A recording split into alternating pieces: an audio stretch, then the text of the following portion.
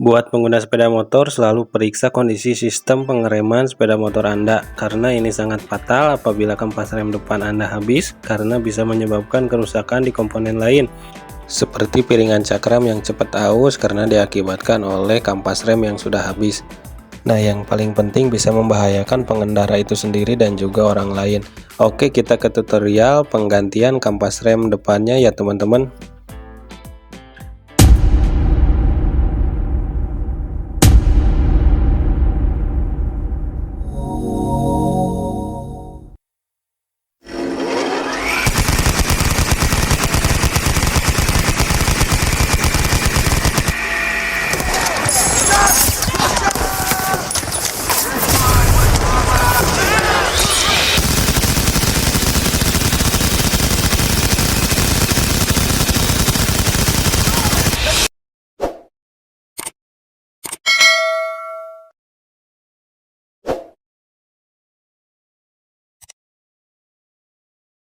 Oke, kita ke tutorialnya teman-teman. Pertama, buka baut penahan kampas rem menggunakan kunci T8.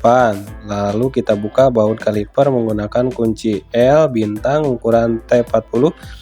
Nah, baru lepaskan kaliper dari piringan. Kalau misalkan baut kalipernya susah, agak dipukul-pukul sedikit pakai palu nggak apa-apa, supaya gampang pada saat membukanya. Nah, lepaskan si kampas rem dan juga bracketnya.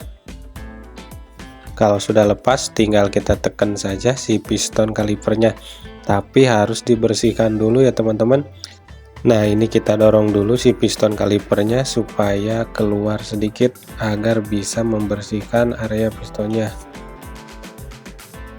Nah, bisa kita lihat di area piston kaliper itu terdapat debu-debu yang menempel. Kita bersihkan saja menggunakan sikat kawat atau hemplas yang lemes,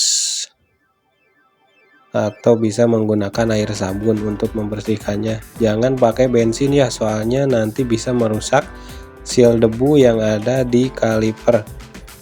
Nah, sebelum kita dorong piston kalipernya ke dalam, usahakan dibuka dulu tutup tabung reservoir minyak remnya, karena kalau misalkan kita dorong langsung, nanti si angin yang ada di tabung reservoir gak bisa terdorong keluar, yang nantinya menyebabkan macet pada saat kita pasang kampas rem baru.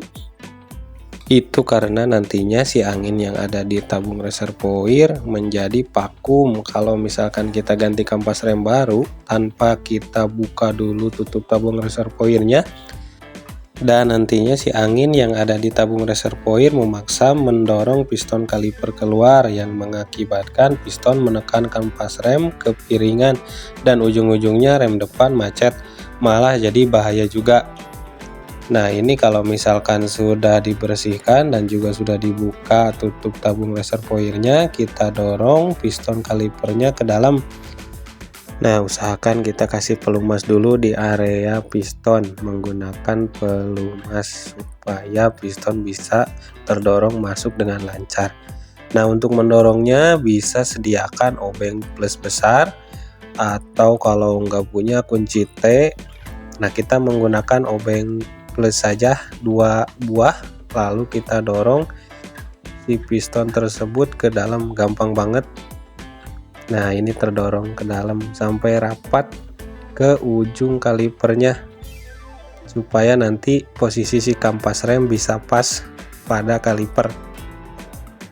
Sebelum melanjutkan tutorialnya, bantu channel ini dengan cara like, komen, dan subscribe supaya channel ini bisa berkembang dan juga bisa membantu teman-teman yang punya masalah dengan sepeda motornya.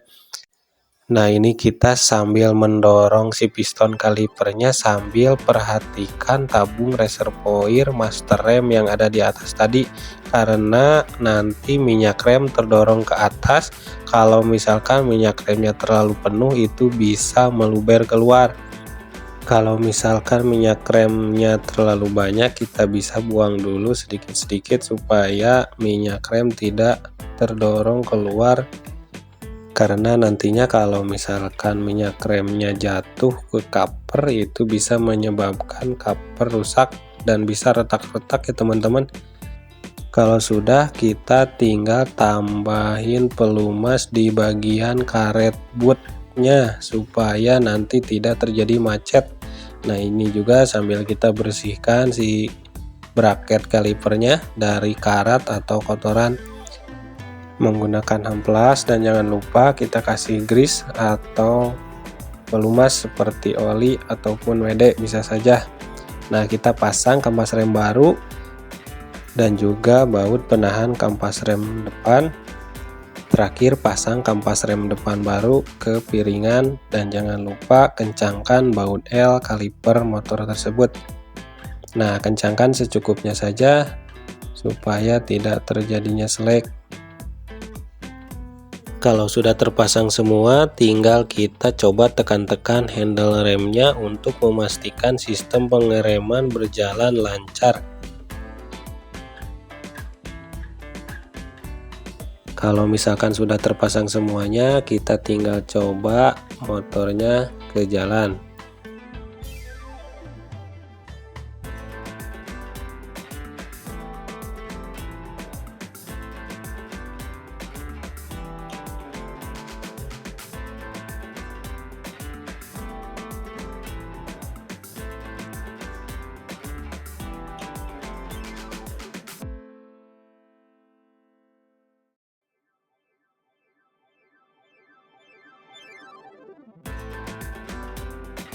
Nah, buat teman-teman jangan lupa mengecek minyak rem dan lakukan pengurasan minyak rem secara berkala.